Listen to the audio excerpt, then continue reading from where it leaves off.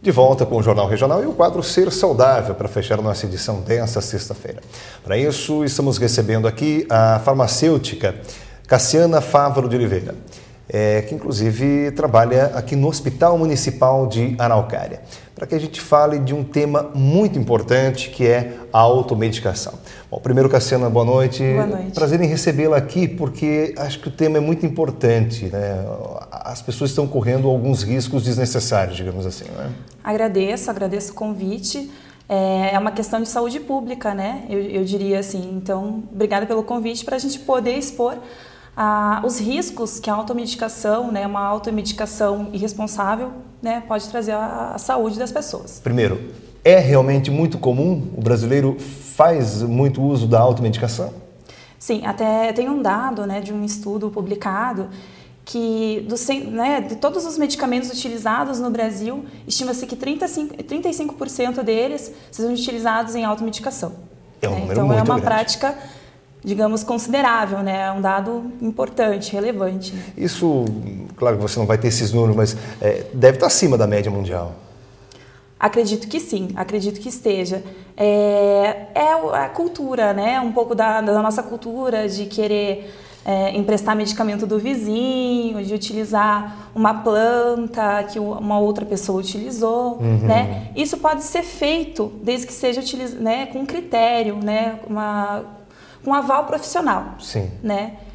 Mas nós temos esse hábito, nós brasileiros temos esse hábito de se realmente automedicar. cultural, né? Isso. Agora, o problema é que o organismo do vizinho não é o mesmo que o meu, não, né? é Então, o mesmo. não necessariamente eu tenho que tomar o mesmo medicamento, Isso. mesmo que seja a mesma doença. Porque as doenças, elas se manifestam por meio de sinais, sintomas, né? Então, às vezes, o meu vizinho tem um sintoma parecido com o meu, mas não é a mesma doença que eu tenho. Então, são doenças que às vezes têm que ser tratadas de uma maneira diferente, né? Então, por isso, o crivo num profissional da área da saúde, né, é muito importante. O medicamento errado, além de não fazer efeito, ele pode maquiar o problema e depois descobrir só quando a coisa já está bem mais séria, é isso? Sim, eu te dou um exemplo. Por exemplo, uma pessoa que usa um xarope para uma tosse que a pessoa não vai tratar, né? Não vá atrás do diagnóstico certo, não vá numa consulta médica procurar esse diagnóstico. Poxa, isso pode, né, ao longo do prazo, até maquiar um câncer, por exemplo, né? Então, por isso é importante fazer uma automedicação responsável com o crivo de um farmacêutico, por exemplo, porque ele pode indicar até quando que você pode ir com essa medicação e quando que você tem que começar a utilizar, né, de um serviço médico mesmo. É comum, você trabalha num hospital, né? É comum aparecerem problemas relacionados a isso? Sim, nós já tivemos casos no hospital de pacientes que utilizaram a medicação de uma maneira errada, né? Ou tomaram em excesso uma medicação e foram hospitalizados por causa dessa situação. Porque essa questão da dosagem também é muito importante que se observe, né? Sim. Mesmo que o medicamento seja certo, que seja realmente aquela doença, se a dosagem for para mais ou para menos, o efeito não vai ser o mesmo. A dosagem é muito importante que se observe e também por quanto tempo eu uso aquele medicamento, né? Porque medicamento em excesso pode acumular, pode dar outros problemas. Então, além da dosagem, né, que é super importante que se olhe e que se verifique, por quanto tempo que eu vou utilizar e em que espaço de tempo que eu vou utilizar. Se eu utilizar ela de 12 em 12, de 8 em 8, de 6 em 6, por 5 dias, por 10 dias, né? Isso é importante. Isso vale não só para o medicamento industrializado, químico, vale também para o famoso chazinho? Vale.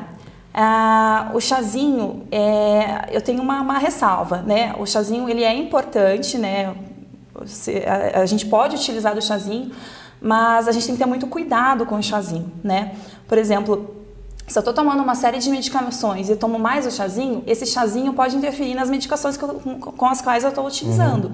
Então é importante que se diga ao médico, se diga ao profissional da saúde que está te avaliando quais os medicamentos que você utiliza, né? Inclusive pomada e colírio e até essas medicações, os remedinhos, né? Os nossos chazinhos. É comum as pessoas às vezes tomarem o remédio com um chá. ou tomarem chá enquanto estão se medicando. Então, isso tem que tomar cuidado. Tem que tomar cuidado. De preferência, o chá tomar com... o medicamento tomar com o quê? Com água? Com água, com um copo bem grande de água. Até o leite, eu tenho algumas ressalvas, né? Então, a não ser que alguém te aconselhe que você tem que tomar com o leite ou com a comida, utilize a água. Porque a comida e o leite, por exemplo, podem interferir na absorção do medicamento ou com alguma molécula do medicamento que você está tomando. Bom, você citou aí um copo bem grande com água. É muito comum também que a pessoa tome o mínimo de água ao ingerir o medicamento. Por quê? É importante a quantidade?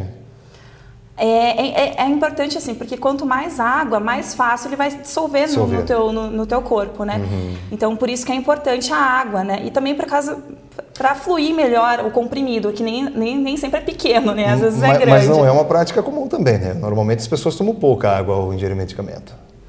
As pessoas tomam pouca água... Pouca água em todas as situações. Em todas as situações. Mas seria importante, é bem recomendado que se tome com um copo, né, grande de água, a medicação que a pessoa está utilizando. Bom, em suma, orientação profissional. Sempre buscar isso. Sempre. Na farmácia, a gente tem, por obrigação, um farmacêutico dentro das farmácias. Então, assim, é um profissional que eu recomendo, né, que as pessoas procurem, né? O farmacêutico, além de, por exemplo, numa doença autolimitada, ele pode até prescrever alguma, né, receitar, recomendar alguma coisa para você.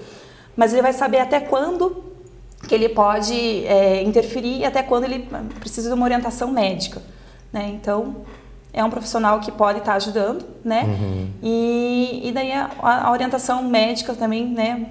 Que é a essência, né? Também. Perfeito.